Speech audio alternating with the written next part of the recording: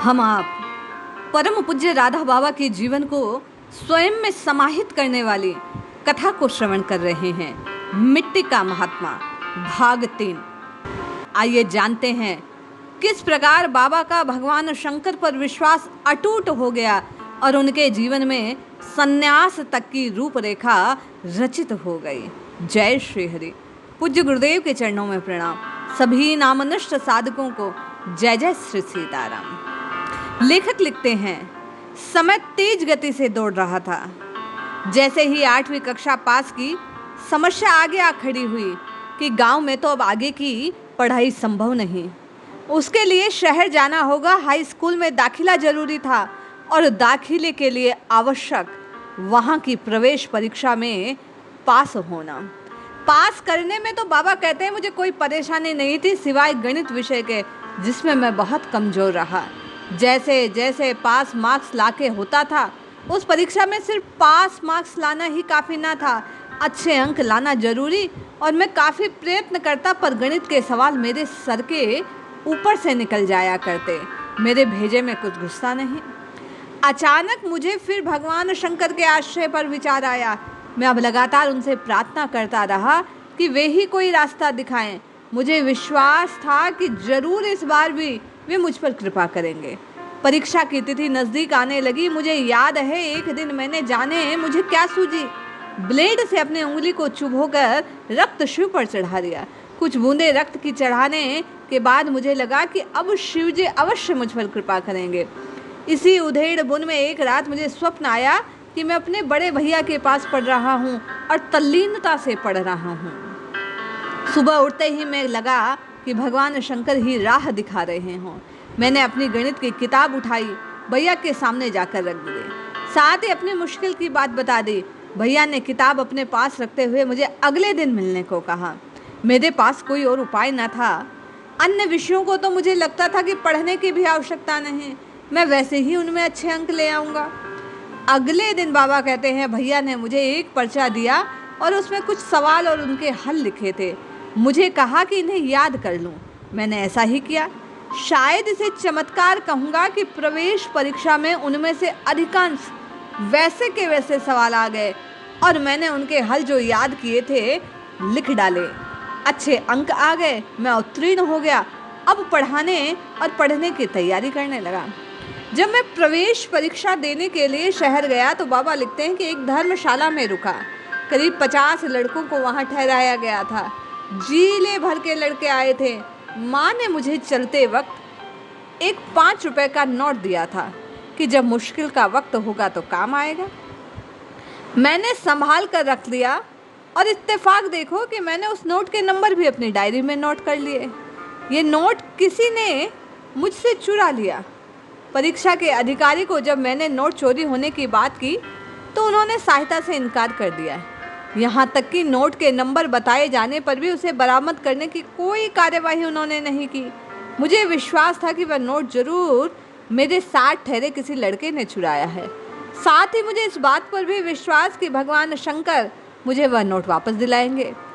अंत में मैं धर्मशाला के अधिकारी के पास गया और नोट गुम हो जाने की बात बताई। उन्होंने धैर्यपूर्वक बात सुनी और मुझसे पूछा कि क्या मैं कर सकता हूँ। मेरे लिए इतना ही पर्याप्त था। मैंने उनसे प्रार्थना की कि सब विद्यार्थियों को एक पंक्ति में आप बस खड़ा करवा दीजिए। मैं उनसे जो चोर होगा उसे पहचान लूँगा। ऐसा करने में उन्हें कोई ऐतराज़ ना हुआ। शाम को सब लड़के परीक्षा देकर जब वापस आए तो सबको बुलाया और कहा करो अपना कार्य। एक एक करके मैं सामने से गुजरता सब लड़कों के, उनकी आंखों में देखता। मुझे विश्वास था कि शिव की कृपा से चोर मिल जाएगा, वह निगाह नहीं मिला पाएगा। सच में हुआ भी ऐसा ही। एक लड़के की नज़रें नीची हो गई। मैंने तुरंत उसे धर्मशाला अधिकारी के सामने खड़ा कर दिया। इसी ने मेरा नोट चुराया है। क्यों लड़के, क्या ये बात सही है? उसने लड़के से पूछा। नहीं नहीं, मैंने कोई नोट नहीं चुराया। वह झूठ बोलने लगा। महाशय, आप इसकी तलाशी लीजिए, मेरा विश्वास है नोट अवश्य इसके पास है। फिर मैंने जोड़ दिया। अब की बार वह लड़का रुआंसा सा हो गया। धर्मशाला अधिकारी उसे एक तरफ ले गए और धीरे से पूछा। उसने निकालकर 5 का नोट सामने रख दिया। अधिकारी नोट लेकर आए। मैंने उससे नंबर जांचने को कहा। मेरे द्वारा नोट पर दिए गए नंबर और उस नोट का नंबर एकदम मिल गया। अब तो सब खुश थे। मेरे विश्वास का आश्चर्य न था।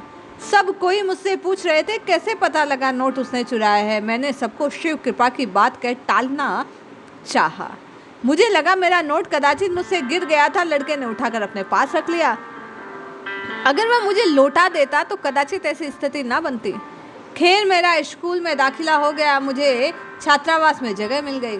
खाली वक्त में दूसरे लड़कों के साथ खेलने में वक्त जाने लगा। फाटक पर झूल झूल कर मन बहला लिया करता। एक दिन की बात है, मैं फाटक पर झूल रहा था कि एक साधु जाने कहाँ से आया मेरे पास खड़ा हो गया। क्या बात है बाबा? भूख लगी है बेटा, कुछ खाने को चाहिए। मैंने ऊपर से नीचे गौर से बाबा कहते हैं उस साधु को देखा। कोई 60 की उम्र के आसपास, दुबला पतला शरीर, चेहरे पर ताजगी।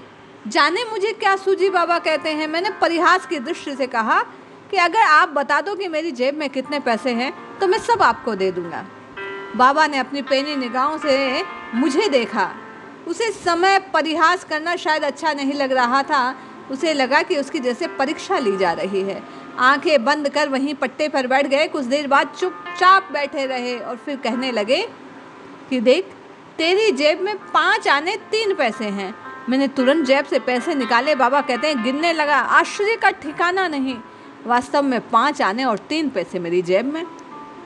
कमाल हो गया बाबा, बिल्कुल सही बताया, मेरे पास इतने ही पैसे हैं। कहकर सारे पैसे उस साधु को बाबा ने देना चाहा, पर वह इनकार करने लगा। नहीं बच्चे, अभी केवल 4 आने काफ़ी हैं और नहीं चाहिए। 4 आने लेकर वह पास की दुकान पर गया और कुछ खाने की चीज़ खरीद लाया। मुझसे रहा नहीं गया, मैं भी चकित था। फिर उनके पास चला गया और पूछने लगा, क्या आपको कोई विद्या आती है? हाँ हाँ, वह बोले, मैं रमल विद्या जानता हूँ, किसी का भी भविष्य बतला सकता हूँ। फिर बाबा कहते हैं कि मैंने साधु से पूछा, चलो मेरा ही भविष्य बतला दो।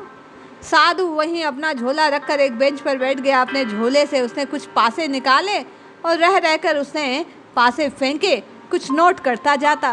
कुछ देर बाद जैसे करते करते मेरी ओर देखा और कहा, जा भगवान का आसरा ले, सब मंगल होगा।